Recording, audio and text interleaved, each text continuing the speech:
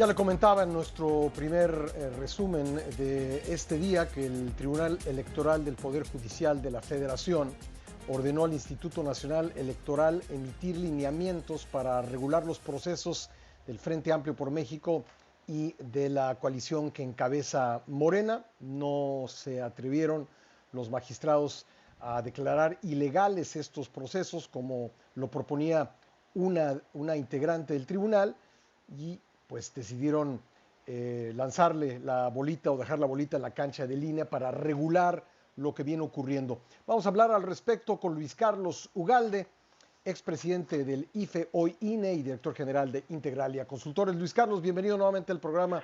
¿Cómo te va? Muy buenos días. Muy buenos días, Pascal.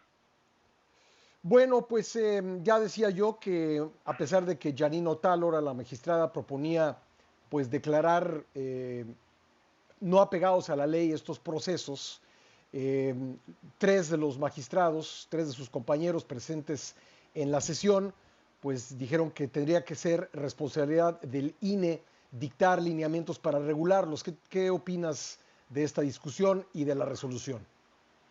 Pues claramente era importante, o hubiese sido la mejor decisión haber detenido, revocado los procesos internos, sobre todo el de Morena, que es el que inició primero de todos, pero dado que eso no ocurrió y dado que el Tribunal Electoral estaba en la ambivalencia de si los partidos podían o no hacer uso de su libertad para organizar eventos internos, que les han llamado de otra forma, para justamente no caer de manera abierta en la violación del tema de precampañas, lo que han hecho pues tendrá que ser resuelto por el INE.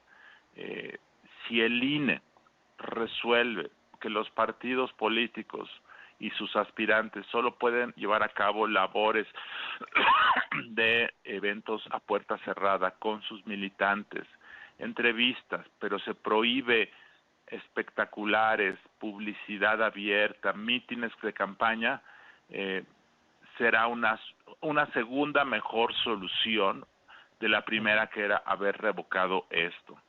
Y eso significa que los aspirantes que quieren ser coordinadores de algo se ciñan a no estar en modo de campaña y que solamente estrictamente se dediquen a difundir ideas. Porque si tú te das cuenta, tanto lo de Morena como lo del Frente Amplio por México, dicen ellos, es un tema de promover ideas para un proyecto de futuro, de la transformación o del Frente Amplio por México. Esa sería, yo creo, la forma para contener, limitar y generar un piso parejo. Veremos qué hace en los próximos 5 días el INE. Ahora, ¿no hay ya un daño irreversible a este proceso, Luis Carlos? Ya hay un daño realizado, efectivamente, ya hay mucho dinero gastado, por supuesto, ya hay un posicionamiento fuera de tiempo, por supuesto, ya hay una violación abierta a la ley, por supuesto. Esa es una realidad, Pascal. Más si le sumas el tema del presidente López Obrador, que ya está generando un daño con los ataques a la oposición y a una de las contendientes en particular, entonces sí ya se está generando un daño, por supuesto. Decía el magistrado presidente del Tribunal, Reyes Mondragón, que hay una realidad inédita, un poco decir, hay hechos consumados, hay una realidad que no podemos cambiar, pero lo que hay sobre todo es una disposición, una gana de los partidos y los eventuales contendientes en la elección de 2024, al menos lo veo yo así, de no cumplir absolutamente ninguna regulación, Luis Carlos. Sí, eso es así, Pascal, y hay un aspecto, un lindero, que es lo que permite que se haga esto, que es el lindero de que no se define con claridad en la ley cuándo inicia un proceso de precampaña. Y entonces esa ambivalencia en la ley, que no la define, porque si todo fuera una precampaña, entonces pues ahorita podríamos definir que alguien está haciendo precampaña para 2030, es decir, se podría caer en un absurdo. Entonces bajo ese criterio de que lo que es precampaña solamente puede ocurrir en un periodo de tiempo durante el proceso electoral que empieza en septiembre, es que este tipo de cosas se han generado. Entonces, el tema es, y eso es lo que los magistrados ayer, 3 de ellos dijeron es, pues mira, la verdad es que los partidos también tienen un margen de libertad para hacer lo que ellos quieran y por lo tanto mejor regulamos lo que hacen para minimizar, digamos, el abuso. Esa fue, la verdad, la interpretación que se hizo. Entonces, en estricto derecho, la posición de Otalora me parece la posición más clara y contundente. Debió haber habido un proceso de revocación plena, de pedir a los partidos que pueden seguir haciendo sus labores internas, pero no en un proceso con fases, con reglas, que debió haber ocurrido hasta el mes de noviembre, diciembre. Me queda un minuto en este bloque y luego te pediré, si eres tan amable, quedarte con nosotros para ampliar un poco esta conversación, pero ¿no corremos el riesgo de que el INE defina estos criterios y luego los partidos vayan al tribunal a decir, no, mira lo que me está pidiendo el INE, eso no se sustenta en ninguna ley y entremos en un toma y daca? Sí, el INE con su cautela está convirtiéndose en un actor secundario y creo yo que el Tribunal Electoral se va a convertir en el árbitro principal justamente por este exceso de cautela que ha mostrado en los últimos 3-4 meses. Así es, creo que eso va a ocurrir y que eventualmente los partidos van a empezar a dejar de poner atención a las decisiones del INE y se van a concentrar en litigar todo ante el Tribunal Electoral. Le agradezco a Luis Carlos Ugalde que me haya esperado en la línea. Luis Carlos, no hay o no debemos tener los ciudadanos que creemos en la ley, por supuesto, otro temor, el que los partidos políticos sigan sin hacer caso de los nuevos lineamientos que dictará el INE, de las resoluciones del tribunal, o que busquen, como lo ha hecho el presidente Andrés Manuel López Obrador, recovecos o resquicios o maneras de darle la vuelta a la legislación, como la sección que presentó el día de ayer en la mañanera? Por supuesto, me parece que ese es el tema no solo en materia electoral, en todos los temas de la vida nacional, la aplicación selectiva de la ley y la aplicación de la justicia para atacar adversarios. Ese es el tema fundamental.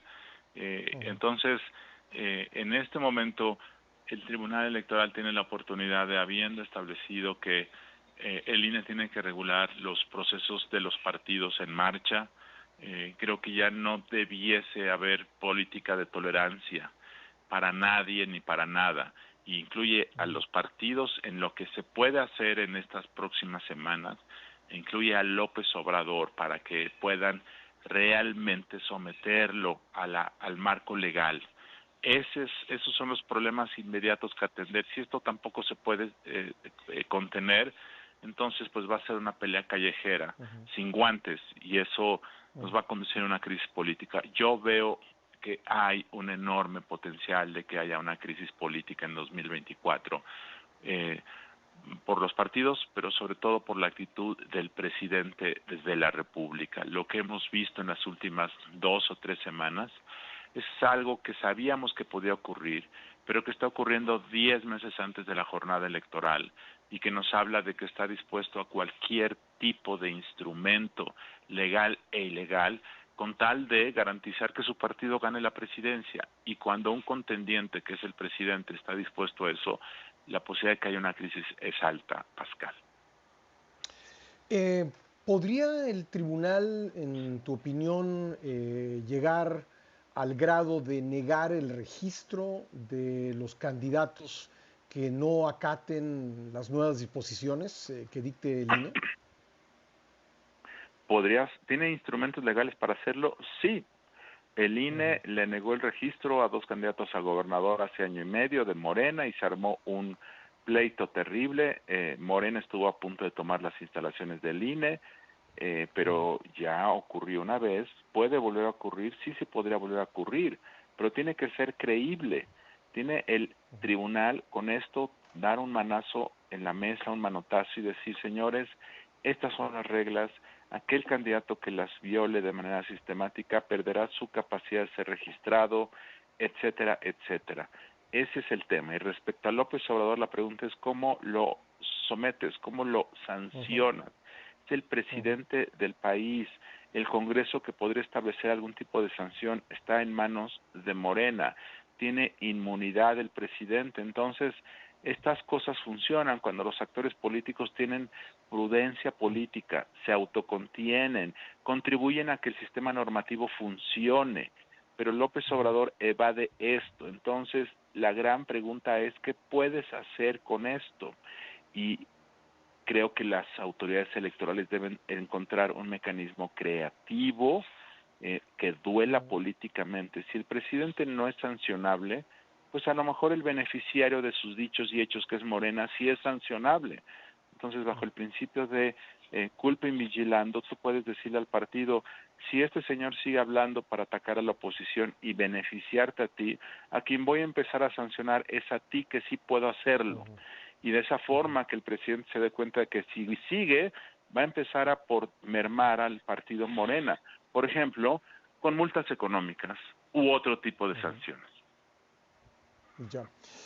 Bueno, ¿tú ves la posibilidad me dices, podría generarse una crisis política, es altamente posible? ¿Tú ves en el escenario y de acuerdo con el marco legal vigente un escenario en el que se anulara la elección presidencial del próximo año? Yo veo dos escenarios.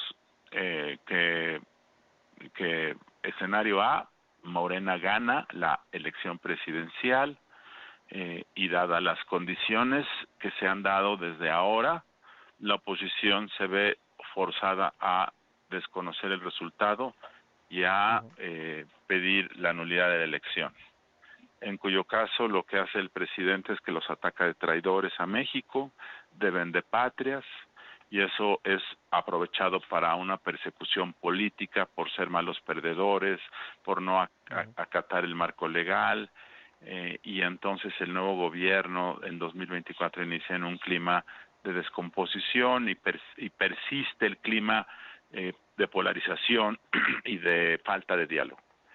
El ujú, escenario B es que gane la oposición, en cuyo caso yo lo que vislumbro es que el presidente va a desconocer el resultado, se van a promover movilizaciones en todo el país de gente apoyando al gobierno, y entonces en ese entorno se va a dar un periodo muy tenso, ujú, enormemente tenso, en donde eh, las instituciones tendrán que resistir, y ahí la pregunta central será cómo actúan las Fuerzas Armadas. sí. Finalmente, en ese entorno, el Tribunal Electoral deberá decidir la calificación de la elección.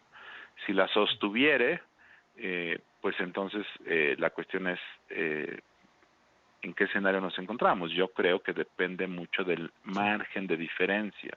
Si el margen fuera contundente, creo que finalmente se procesará y habrá nuevo gobierno, pero habrá un Ujú, momento muy tenso. La tercera opción, que es una combinación de las dos anteriores, es que se anule la elección, porque el margen es estrecho, porque hubo muchas violaciones, ujú. y entonces se repita la elección en el primer semestre de 2025. Bueno, Eh, pues pero tú escenarios que imagínate, no son, sí, no son nada, deseables. nada, nada favorables, no son deseables. Así es. Pues Luis Carlos, lo estaremos viendo y analizando con tu ayuda. Te agradezco mucho que me hayas tomado la llamada. Claro que sí, Pascal. Buenos días. Gracias, muy amable Luis Carlos Ugalde.